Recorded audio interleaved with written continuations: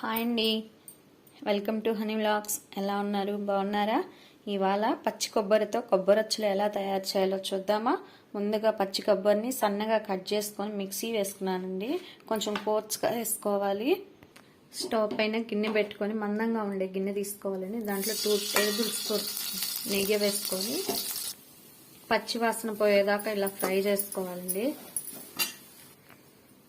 నెయ్యి లేకపోయినా ఆయిల్ కూడా వేసుకోవచ్చండి, కాకపోతే నెయ్యి వేసుకుంటే టేస్ట్ చాలా బాగుంటుంది. కొబ్బరి వేయించేసుకున్నామండి. చక్కెరని తీసుకో. 1 కప్పు పచ్చి కొబ్బరికి 2 కప్పుల చక్కెరని వేయాలి. నాది 2 కప్పులు పచ్చి కొబ్బరి అండి, 4 కప్పులు షుగర్ వేస్తున్నాను. చక్కెర అనేది ఎవరికి స్వీట్నెస్ తగ్గట్టు వాళ్ళు వేసుకోవాలి. కొంచెం 1/2 గ్లాస్ వాటర్ వేసేసుకొని కొంచెం తీగ పాకం వచ్చేలాగా కలుపుకోవాలి. చక్కెర అంతా కరిగిపోయిందండి, కరిగిపోయి తీగ పాకంలాగా వచ్చేసింది.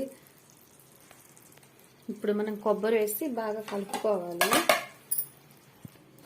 ఈ స్వీట్ అంతా స్విమ్లోనే పెట్టుకొని చేసుకోవాలండి. స్వీట్ తినాలనిపిస్తున్నప్పుడు కేవలం 10 నిమిషాలలోనే మనం ఈజీగా చేసుకోవచ్చు. స్టీల్ ప్లేట్కి ఆయిల్ కానీ నూనె కానీ ఇలా రాసి పెట్టుకున్నానండి. పెట్టుకొని మనం ఆ కొబ్బరిని దీనిపైన వేసేసుకుంటే షేప్ మనకి నచ్చిన ఏ షేప్ కావాలన్నా ఆ షేప్ కట్ చేసుకోవచ్చు. వేలక్కాయలు కూడా ఇప్పుడు వేసేసేయాలి.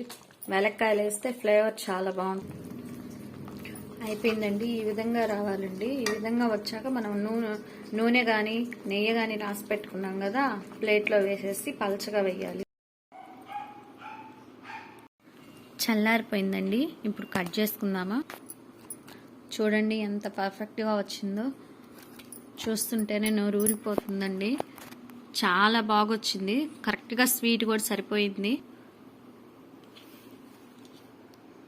జ్యూసీగా చాలా టేస్టీగా ఉందండి స్వీటు.